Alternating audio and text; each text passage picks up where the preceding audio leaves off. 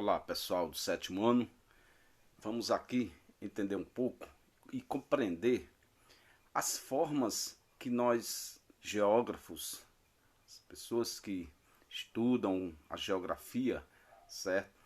As formas que as pessoas utilizam para localizar o território brasileiro.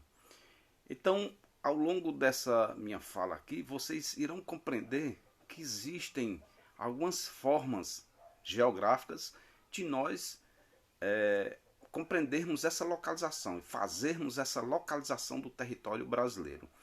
Uma vez que o território brasileiro apresenta uma extensão muito grande, sentido norte e sul e sentido leste-oeste. E isso, devido a essa vasta extensão, a gente vai perceber que há um conjunto de climas distribuídos no Brasil. São determinantes por conta dessa vasta extensão territorial. Então, uma das primeiras formas de nós entendermos, de nós compreendermos essa localização do território brasileiro é quanto aos hemisférios, certo? Então nós temos, observando aqui, fazendo essa percepção aqui quanto ao no planisfério, nós vamos entender que a Terra ela está dividida em hemisfério norte e hemisfério sul, como também hemisfério oriental e ocidental, ok? Quando nós tomamos por base a linha do meridiano de Greenwich, nós também podemos definir como hemisfério ocidental e hemisfério oriental. Já no sentido, quando nós fazemos essa percepção através da linha do Equador, nós vamos ter aqui o hemisfério norte e o hemisfério sul. Então, lógico, de imediato, tomando por base a linha do meridiano de Greenwich, né, nós vamos entender que boa parte do território brasileiro, quase que por completo, está no hemisfério, ou seja, melhor dizendo, tomando por base a linha do meridiano de Greenwich, nós vamos compreender que o território brasileiro está no hemisfério ocidental, ok? No hemisfério ocidental, isso aqui. E tomando por base a linha do Equador,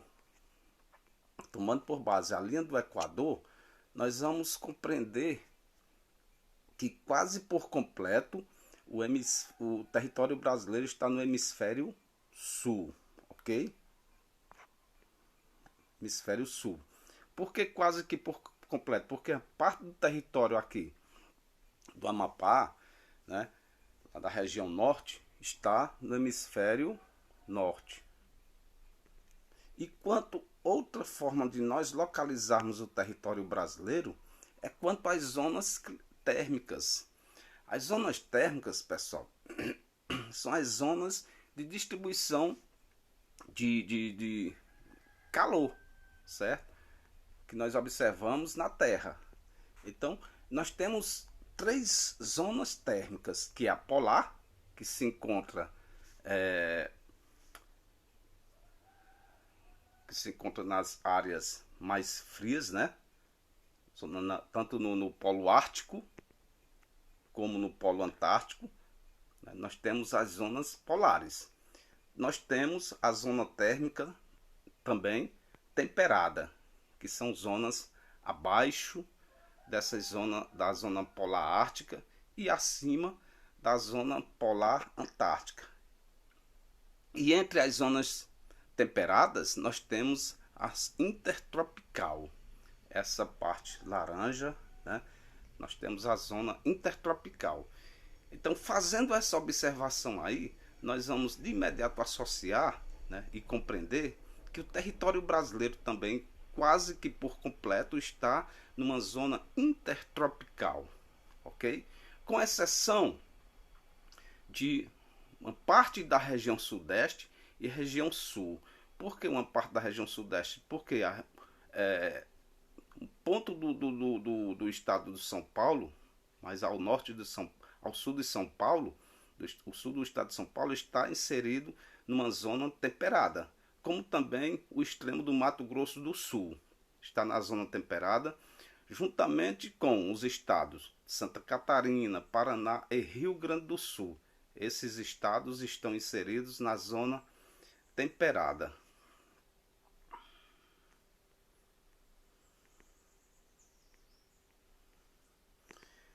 A localização no continente americano.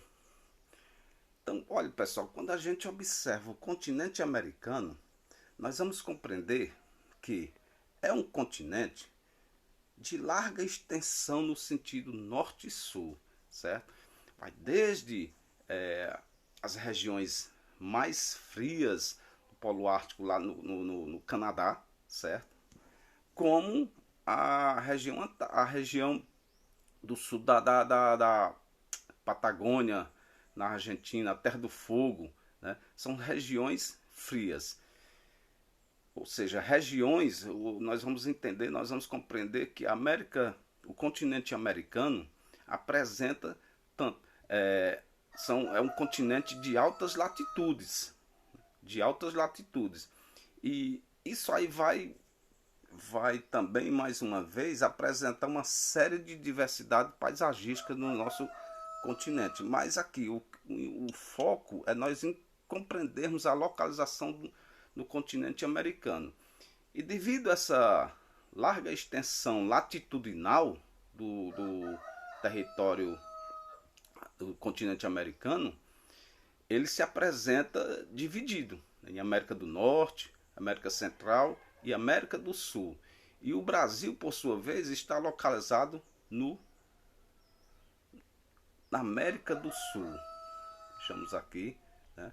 Brasil com outros países como Argentina, Paraguai, Uruguai, Bolívia, Peru, Equador, Colômbia, né? Venezuela, as Guianas, o Suriname, ok? Passando aqui, a localização do território brasileiro quanto às línguas oficiais. O território americano, pessoal, historicamente, ele foi povoado por diversas culturas, diversos povos, né?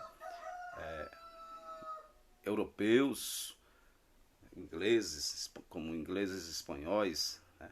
Africanos, que vieram de forma forçada, e somando a esse povo, tinham os nativos, os indígenas, né?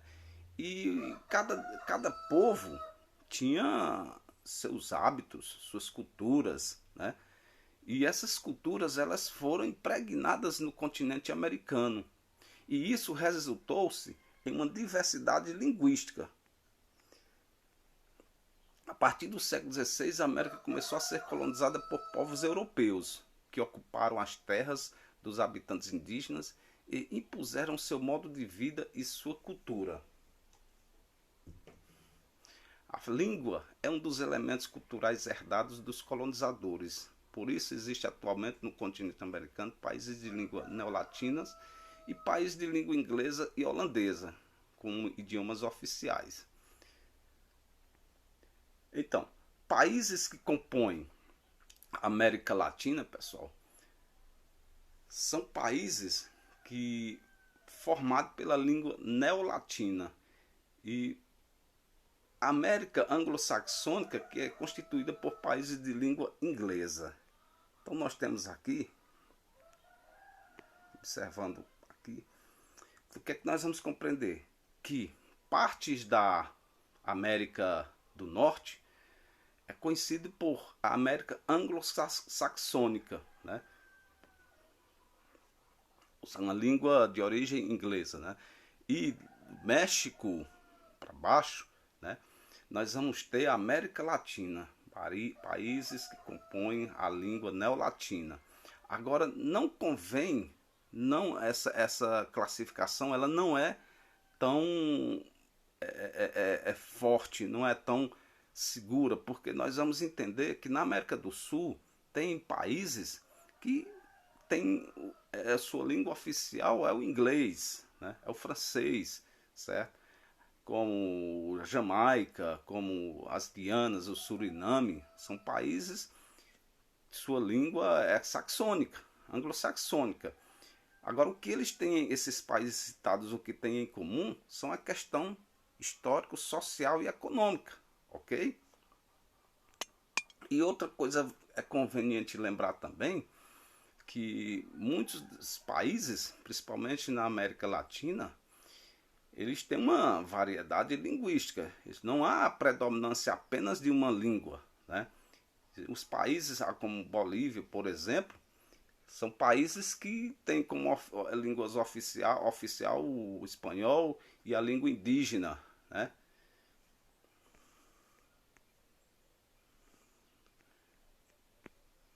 Extensão do território brasileiro. Eu iniciei falando sobre a questão de extensão territorial brasileira. O Brasil é muito extenso, né? São mais de 8 milhões de quilômetros quadrados. E aí nós vamos observar que o Brasil ele possui uma larga extensão, tanto no sentido norte-sul, quanto no sentido leste-oeste. E aí nós temos uma equidistância entre esses pontos bastante avantajada. Então nós temos no sentido leste-oeste os pontos extremos. Na Ponta dos Seixas, né, na Paraíba, certo? Que é o ponto mais oriental do Brasil, e o ponto mais ocidental do Brasil é a nascente do rio Moá, certo? No Acre. Essa extensão norte-sul são 4.320 quilômetros. Então é muito extenso. E no sentido norte-sul, nós temos o ponto mais setentrional, né, que é a nascente do rio Aylan, com também o arroio Chuí, ponto mais meridional, né, o arroio Chuí. Já essa extensão dá 4.378,4 km. Né? É um pouquinho mais extensa do que no sentido leste-oeste. Ok? Os fusos horários. Os fusos horários, pessoal, é interessante que a gente tenha essa compreensão. Sabemos, eles é um fenômeno que é resultante do movimento de rotação da Terra, o que faz a alternação dos dias e noites. Então, os fusos horários são faixas imaginárias, né? São faixas imaginárias na mesma direção dos meridianos, que divide a Terra em 24 partes. E cada fuso ele se apresenta com uma distância em graus de 15 graus, ou seja, a distância de um meridiano ao outro. E isso equivale a uma hora, né? Então a Terra está dividida em 360 graus e 24 fusos. Então na medida em que a Terra faz esse movimento de rotação leste-oeste, faz com que as regiões mais a leste, os lugares mais a leste, tenham a hora antecipada, ok? No caso do território brasileiro aqui, nós vamos ter 4 fusos horários, tudo bem? Então só para que vocês percebam, pessoal, o fuso horário são linhas imaginárias. São linhas imaginárias em direção ao meridiano principal, o meridiano de Greenwich. Fuso, a distância de um fuso para o outro são de 15 graus, o que corresponde a uma hora. Então, quando você quer fazer uma associação, uma comparação de distribuição de hora de um lugar para o outro, então você conta o número de fusos. Como por exemplo, vejamos aqui, Londres. Londres está no fuso 0, né? Vamos imaginar que Londres seja 1 hora da tarde, certo? Aí você conta 1, 2, 3, 4 ao fuso brasileiro. se lá são 1 hora da tarde, lá está adiantado 4 horas, então nós vamos diretamente associar que no Brasil são 9 horas da manhã. Se existe uma diferença de 4 fusos e cada fuso corresponde a 1 hora, né? Então, se Londres está adiantado, lá são 1 hora, no Brasil são 4. Ok, pessoal?